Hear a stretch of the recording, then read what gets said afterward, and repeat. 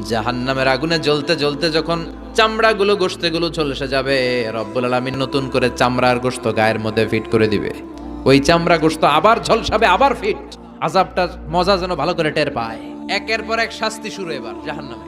যারা দুনিয়াতে আত্মহত্যা করছে, ছুরি মারছে, ও খালি ছুরিই মারবে। বিষ খাইছে, খালি বিষ খাবে। যে মেয়েগুলো ওড়নায় গলা পেঁচিয়ে এই আত্মহত্যা, তারা জাহান্নামের রশিতে আর ওড়নায় খালি আত্মহত্যা করতেই থাকবে। যারা স্মার্টফোনের ভিতরে ইন্ডিয়ান নায়িকাদের কোমর দোলানো ডান্স দেখেছে, অশ্লীল ভিডিও দেখেছে, জাহান্নামের গরম শিক চোখের ভেতরে ঢুকিয়ে দেওয়া হবে। যারা মিথ্যা বলতো, ওদেরকে এক লাইন জাহান্নামের ছুরি দিয়ে কুচি কুচি করে জিহ্বাটা কাটা হবে।